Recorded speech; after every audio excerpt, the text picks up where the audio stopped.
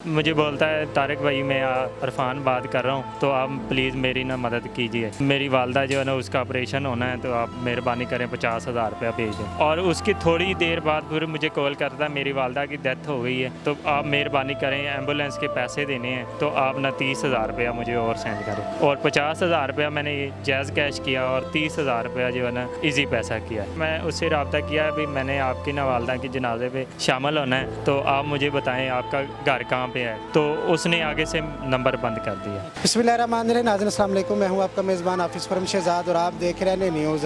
नाज़रीन आज आपको नौसरबाजी का एक नया तरीका बताएंगे। मेरे साथ एक समोसे चिप्स बेचने वाले भाई मौजूद है, जिनके पास एक शख्स आता रहा, पूरा साल यहाँ से चिप्स समोसे खाता रहा, साथ अपनी छोटी बेटी को लेकर आता था। जब इनके साथ एतमाद बन गया तो इनको कॉल करता है कि मेरी जो वालदा है वो बीमार है, तो उसके लिए मुझे 50,000 रुपया चाहिए।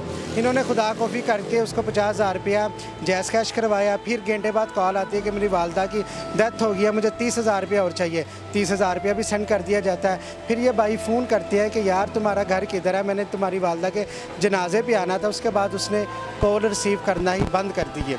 ये भाई किस तरह इस नौसरबाज के हाथ आए हैं, आइए इनकी ज़बानी सुनते हैं।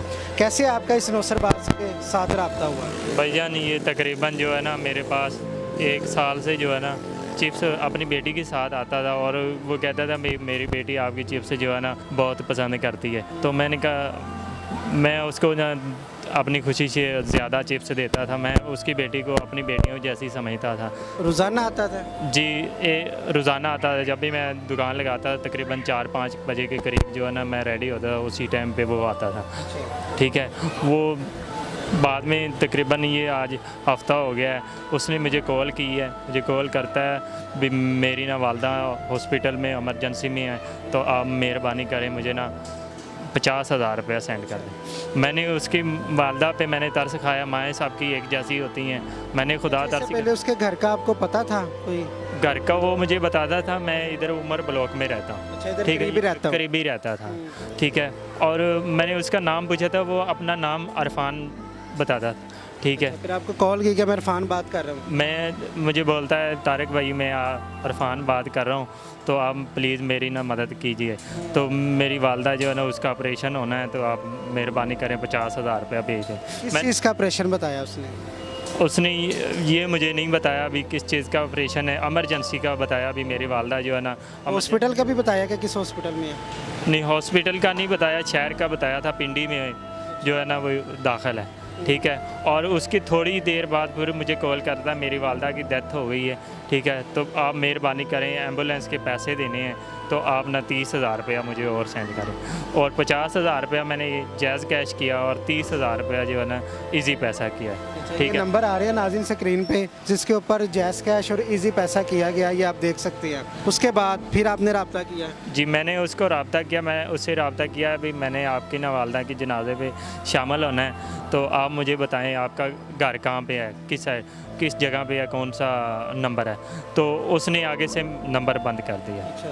ठीक है, और उसके बाद काफ़ी दफ़ा मैंने ट्राई की हैं, वो नंबर बंद किया हुआ है ना, उसने मेरे पैसे वापस किए। मेरे छोटे छोटे बच्चे हैं। नंबर बंद कर दिया, फिर आपको एहसास हुआ कि मेरे साथ धोखा हो गया। अच्छा, इधर करीब ही उसने बताया था कि रहता हूँ, आपने इधर मोहल्ले में इर्द गिर्द भी पता किया, देखा जाके? जी, मैंने उनसे पूछा, उन्होंने कहा ये नाम का तो इधर वो रहता ही नहीं है। ठीक है, तो क्या उसका नाम है, मैं बस परेशानी में हूँ।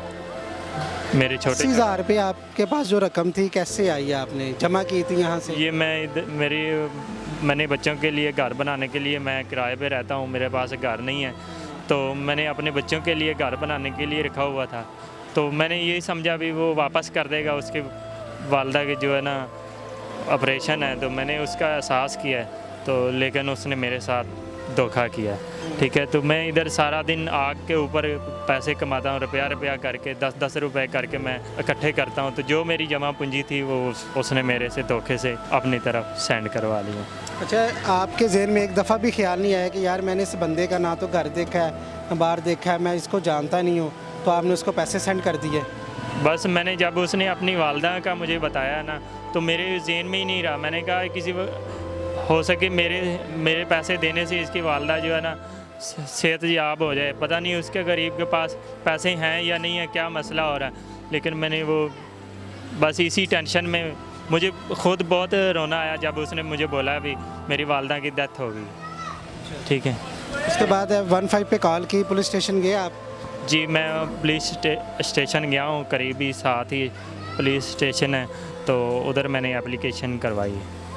ठीक है, तो उन्होंने मुझे कहा है भाई हम कोशिश कर रहे हैं। तो अच्छा, जिस नंबर से कॉल आई थी पैसे भी उसी नंबर पे सेंड किए गए कि वो उसने अलग से नंबर भिजवाए थे? जी उसने अलग से नंबर मुझे भेजे थे। ये जो इजी पैसा ना वो मीरा बीबी के नाम पे, और जो जायज़ कैश है ना वो जो नंबर मैंने आपको दिया है वो मोहम्मद हनीफ के नाम से। उन नंबरों पे कॉल की आपने? जी मैंने वो जो इजी पैसे वाला है ना मैंने उस पर कॉल की है। वो कॉल अभी जो है ना नंबर उसने बंद कर दिया है। पहले तकरीबन 2 दिन से जो है ना कॉल जा रही थी, तो जायज़ कैश जो है ना वो बंद पड़ा है। कई दफ़ा मैं 24 घंटे में तकरीबन 15-16 मरतबा जो है ना मैं कोशिश करता हूँ कहीं उसकी कॉल चल जाए, उसका नंबर चल जाए, तो लेकिन नंबर उसके बंद है। बच्चे कितने आपके? 2 बेटियाँ हैं मेरी माशाल्लाह, और 1 बेटा है मेरा। स्कूल जाते हैं?